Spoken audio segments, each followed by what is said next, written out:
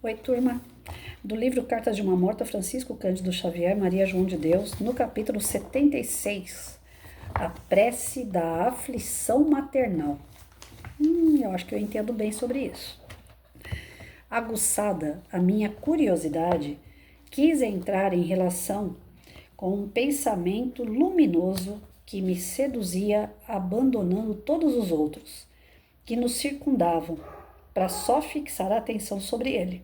Afigurou-se-me que os demais desapareciam, enquanto me envolvia nas irradiações simpáticas daquele traço de luz clara e brilhante. Ouvi então longínqua voz a exclamar: meu Deus, atende ao meu coração de mãe desamparada.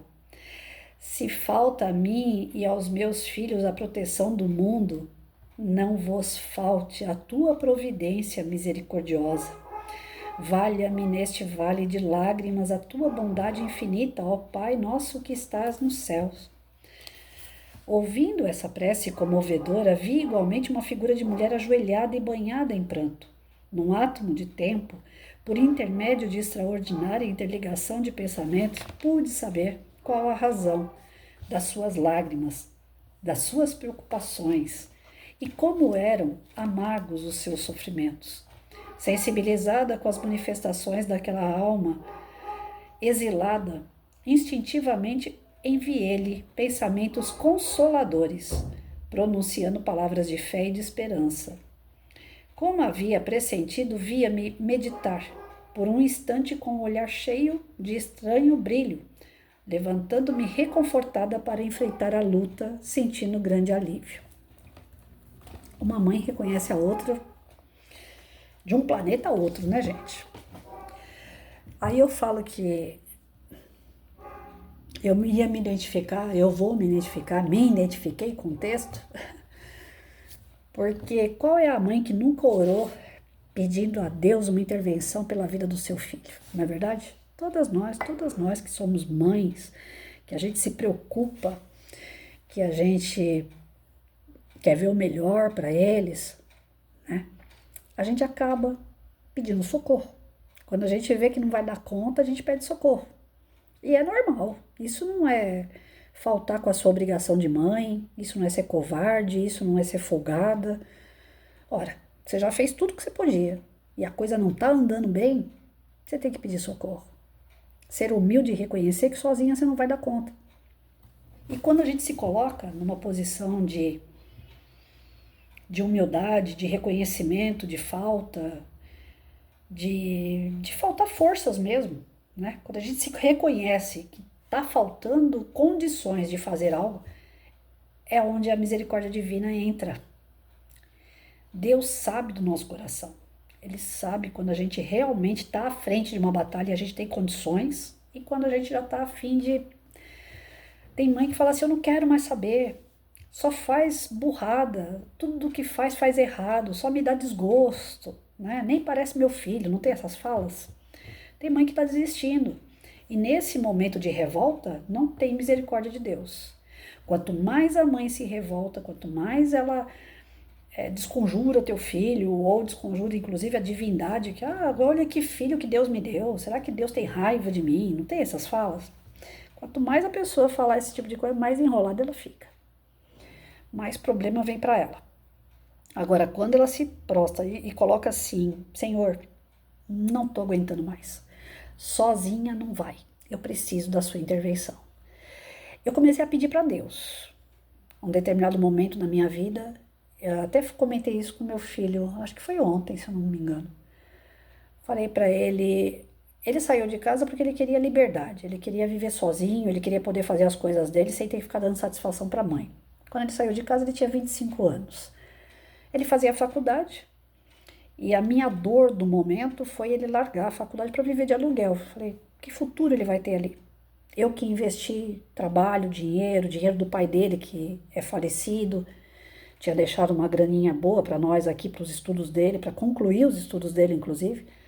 Ou seja, ele jogou tudo pro alto e falou, não, eu quero morar sozinho e E ele passou uns apertos, passou uns perrengues, e eu falava, ele tinha tudo aqui comigo e foi morar nessas condições para ter liberdade, mas liberdade do quê? Se ele trabalha 24 horas por dia e quando sobra tempo é para dormir ou para cuidar dos gatos que ele arruma. Aí eu falei, não foi uma boa troca, né? Tirar a estabilidade que ele vivia para viver nessas circunstâncias. Então, a princípio, eu não compreendia nada desse processo e eu acabei me revoltando um pouco com ele. Com Deus, nunca. Mas com ele, sim. Eu falei, já que ele que vai viver desse jeito, então, eu já não tenho mais o que fazer, tudo que eu tinha para fazer eu já fiz, né? Aquelas conversas assim de quem não quer sofrer junto, porque vendo o filho sofrer, a gente sofre junto. Da minha parte egoísta, eu virei as costas, bem dizer, com a porta aberta. Eu de costa para ele, mas a minha porta de casa sempre aberta. Nunca fechei a porta de casa. E aí, passado um ano, eu vi que ele não arredava o pé. Passava os perrengues dele, não arredava o pé. Aí eu cheguei a falar para ele que eu ia tomar providência, porque eu não podia deixar ele dar tanta cabeçada sem, sem sentir essa dor. Então, aquilo estava me doendo e eu ia resolver o problema dele para parar de me doer, né? E aí eu ia resolver do meu jeito. Sempre muito estourada, muito autoritária, que era sempre isso que as pessoas marcavam de mim, né? Patrícia é muito boa, mas é muito autoritária. Aí, quando eu dei uma de autoritária, ele me bloqueou em todas as redes sociais, inclusive no WhatsApp. E aí eu fiquei sem notícia dele. Aí eu comecei a ter notícia através de um amigo em comum. Hoje eu vi teu filho. Olha, hoje ele tá bem. Olha, hoje ele não tá. E as notícias chegavam pingadas. E notícia pingada, gente, é como se fosse um veneno em gota. Vai matando a gente aos poucos. Eu comecei a entrar num certo desequilíbrio de tanta preocupação. E a minha doença foi agravando. E aí eu parei de pedir para Deus. Adivinham para quem eu fui pedir ajuda? Só uma mãe reconhece o coração de uma mãe, por mais que Deus seja pai das duas. Eu comecei a sentar aqui nessa mesa onde eu faço meus estudos e por 2 anos, todos os dias, bem dizer, eu fazia prece para Maria, mãe de Jesus. Falava, eu preciso da senhora. Eu não sabia como rezar, eu não sabia como pedir.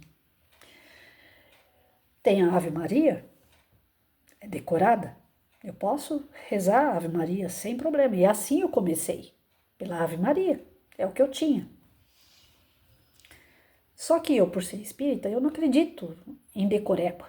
Então, por mais que tenha o Pai Nosso, né, que nem a gente já conversou aqui outras vezes, como é que eu posso falar lá dentro do Pai Nosso, Senhor, me perdoe à medida que eu perdoo? Se eu for fazer essa prece, eu tô lascada, porque como eu sou difícil de perdoar as pessoas, então ele também não vai me perdoar. Ele também não vai me dar oportunidade. Então, na hora do Pai Nosso, eu já gaguejo nessa parte aí. Quando você começa a entender algumas falas dessas decorebas de prece, você fala, tem coisa que eu não consigo falar, porque se eu falar, eu vou me enrolar ainda mais. Então, na hora de fazer a Ave Maria não foi diferente.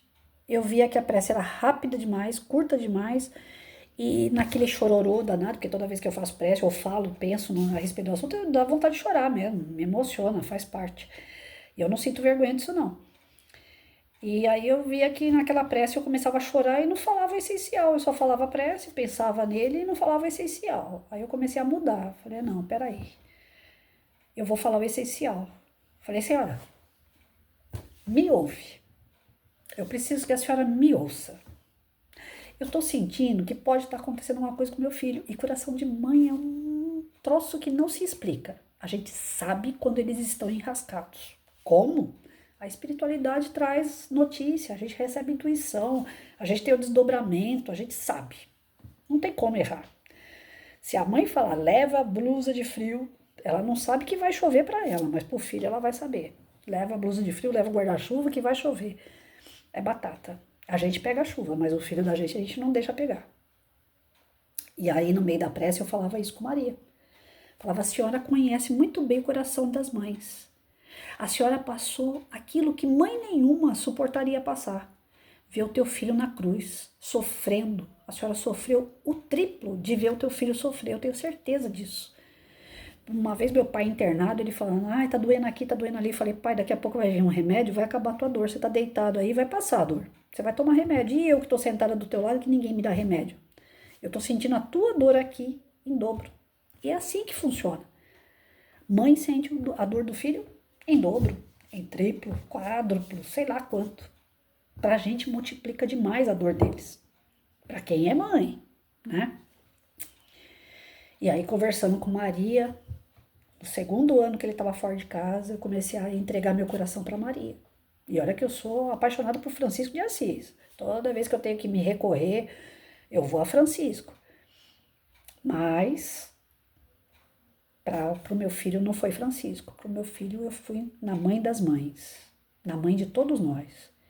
E quando eu mudei a prece de Ave Maria para vem cá, senta comigo e vamos ter uma conversa, as coisas mudaram. O meu diálogo direto com Maria mudou completamente. Inclusive os desdobramentos. Ela vinha nos meus sonhos me avisar se ele estava bem ou se estava ruim. Para vocês terem uma ideia, e eu sou São Tomé, estou contando verdade, não tenho porquê de mentir, ele estava morando no Itaim Paulista, eu aqui em Itaquá. Tive um desdobramento com Maria, aí meu filho estava mochila nas costas, saindo do serviço ou vindo de algum lugar, que eu não sei, aí o detalhe de onde ele estava vindo eu não sei. Andando pelo calçadão que tem no Itaim Paulista, indo sentido para a casa dele. Veio um cara para assaltar ele. E ele anda com uns anéis que faz um volume no dedo, assim, uns bichos aqui, um lobo, sei lá o que ele tem aqui nos dedos. Tipo anel de roqueiro. E a ponta daqueles anéis, ele começou a bater no cara, que foi assaltar ele. E eu vi o sangue no chão. Ele começou a bater no cara e o sangue jorrou e o cara ficou assustado porque começou a apanhar, fugiu. Ele pegou e andou mais rápido do que normalmente ele anda e foi embora para casa dele, com a mão cheia e a camisa cheia de sangue. Só que na hora que ele estava, do momento da briga até o momento dele chegar na casa dele, eu via uma luz que eu tenho certeza que é o manto de luz de Maria, protegendo ele para que nada nem ninguém o pegasse ali e desse tempo dele chegar na casa dele. Porque um cara desse que apanha, certamente ele vai buscar outros para poder vir atrás da pessoa que o agrediu. E pela proteção de Maria, esse cara nunca mais passou na frente do meu filho. E o Itaí é um ovo.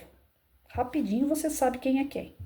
Ele viveu ali protegido por Maria.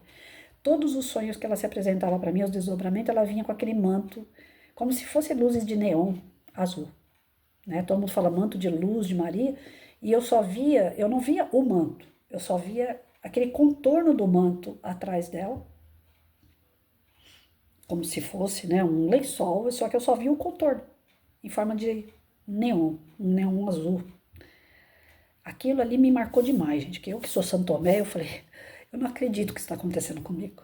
Aí eu ia fazer meus evangelhos, eu falava, Maria, nós estamos muito íntimas. Sabe, quando você conversa de igual para igual, eu falei, nós estamos muito íntimas, porque agora você está vindo um desdobramento direto, me dá notícia dele. Eu estou gostando da ideia. É sinal que eu estou sendo vista pela espiritualidade, que eu tenho esse merecimento, que eu tenho, né, condições de receber essas notícias. E eu sou muito grata. Né? Então, nas preces eu já não fazia mais. As preces decoradas ou aquela forma de agradecimento formal. Eu já tratava ela como a mãe que entende o coração de uma mãe e que está lá agindo como uma mãe. Eu falava para ela, aquilo que eu não posso fazer, faz por mim. Aí, no terceiro ano, eu peguei e fiz outra prece. Comecei a pedir para Maria para trazer meu filho de volta. Porque ele não queria falar comigo. E a situação dele sempre agravando. Aí ele teve uma namoradinha, essa namoradinha ajudava ele bastante, colocava um pouco de ordem na cabeça dele. Às vezes ela tirava a ordem da cabeça dele, né? E aí eu falei para Maria, vamos resolver isso, traz ele para mim, eu preciso ver meu filho. E aí eu sempre me escondo atrás da minha comorbidade, né? Eu falo assim, já pensou se eu levantar a mão e Deus me puxar e eu não resolver essa pindaíba? Então a qualquer momento eu tô partindo, me ajuda aí, traz ele para mim. E comecei a pedir. Aí o meu amigo que fazia a ponte entre nós dois, que era amigo dele também, meu amigo começou a trazer notícias, a coisa tá piorando. O negócio lá não tá muito bom. Eu tô tentando ajudar, mas ainda não tá bom, né? Tem dias que ele tá alegre, tem dia que ele está muito depressivo. E aí eu pedi para esse amigo, falei, vê lá qual é a real situação pra gente poder intervir. De alguma forma, através de você, a gente tenta ajudar. E aí eu comecei a ajudar através do meu amigo, sem ele saber que era eu que estava ajudando. Então, vamos lá, vamos tentar arrumar a vida dele. E Maria me intuindo. Continua. Teve um momento que meu amigo falou assim, mas ele vai descobrir que é você, porque você está ajudando demais. Ele sabe que eu não sou capaz de fazer tudo isso. E Maria falando para mim, continua. E eu continuei ajudando, através do meu amigo. Falei, se ele descobrir, ele não vai jogar tudo fora o que ele ganhou. Ele não vai jogar dinheiro fora, ele não vai jogar as coisas que foram dadas para ele, inclusive comida, no lixo. Então, vamos continuar. Eu estou recebendo orientação que é para continuar. E na hora que ele souber, talvez a coisa até muda. Poxa, eu estava com raiva da minha mãe não está com raiva de mim, minha mãe está me ajudando, né? Eu acho que era isso que Maria tanto queria colocar na minha cabeça. E eu fui trabalhando isso na minha mente. Falei, ele pode qualquer hora descobrir e não querer mais falar comigo nunca mais, ou ele pode descobrir e vir para perto. Só tem duas opções, ou é certo ou é errado, ou vai ou não vai, né? E aí vamos, mais um ano ali. Gente, aí fica difícil de falar o resto. Mas vamos lá, vou tentar sem chorar, porque o nariz já tá vermelho, né? Tô eu aqui, em outubro, aí o meu amigo vai, pega meu filho pela mão e fala, vamos lá ver sua mãe, que sua mãe não tá bem. E realmente eu não estava, isso não era mentira. Eu tava mal porque ele tava mal. A mãe fica mal quando o filho fica mal. E a Maria amparando. Eu tô aqui na minha cozinha, sentada, conversando com a esposa do meu amigo. Aí, do nada, me aparece no portão, não, no portão não, na porta da minha cozinha, o meu filho, trazido pelo meu melhor amigo. Eu não sabia aonde que foi parar o chão dessa casa, porque para mim abriu um buraco assim que eu não conseguia andar. O tamanho da alegria. E a única coisa que me vinha na cabeça, Maria. Intervenção de Maria. Então, assim, eu posso dar esse testemunho, até que comprido e um pouco chato, eu peço desculpas, mas bem detalhado, porque se tem alguém que tem dúvida que Maria pode te ajudar com o teu filho, não tenha. Pode pedir ajuda para ela, porque ela vai ajudar. Só ela. Hoje é sexta-feira santa. Hoje é o dia, simbolicamente dizendo ou não, se foi real ou não, não interessa, mas pelo menos simbolicamente, foi hoje que Jesus foi entregue. Foi hoje que ela sentou ali, perto daquela cruz, e chorou. E não tinha nenhuma outra mãe para poder socorrê-la. Pelo contrário, tinha Deus. Ela só tinha a fé em Deus e mais nada. A gente ainda tem Maria, a gente ainda tem Aparecida, que alguns dizem que é Maria aqui no Brasil. A gente ainda tem Santa Bárbara, tem Santa Luzia, a gente tem São Lázaro, a gente tem São Longuinho, a gente tem um monte de santo que a gente pode se apegar. Mas Maria naquele momento não tinha ninguém. Ela só tinha Deus. Então imagine a grandeza do espírito de Maria para ver o seu filho crucificado, o sofrimento todo que ele passou antes da crucificação e na cruz, morrendo aos poucos ali, sangrando, e a mãe sem poder fazer absolutamente nada. Se não for uma fé muito grande, a mãe desmonta e morre junto. E ela ficou para dar testemunho de tudo o que ele ensinou. O que eu lamento muito dentro dos evangelhos que foram criados é que não tem o evangelho de Maria. Não tem o evangelho de Maria, mãe de Jesus, não tem o evangelho Maria Madalena, que também foi uma seguidora. Eu tenho certeza, meu coração diz com todas as letras que Maria Madalena foi importante na história de Cristo. Mas não tem esses evangelhos. Só tem passagens delas, mas não tem evangelhos, ensinamentos dessas mulheres. Porque elas têm muito para nos ensinar. Eu tenho certeza disso. E não é fala de feminista, não. É fala de quem é realista. Eu tenho certeza que Maria, se tivesse um evangelho de Maria, seria o máximo. Seria um consolo tremendo para muitas mães. Quem sabe um dia alguém tenha a coragem de escrever um evangelho sobre Maria. Ou se tem, eu não tenho conhecimento, né? Se tiver uma obra sobre isso, até fica aqui para vocês me indicarem. Porque eu também não sou a dona do saber, né? De repente até tem uma obra sobre isso. Eu é que não sei. Mas eu gostaria muito.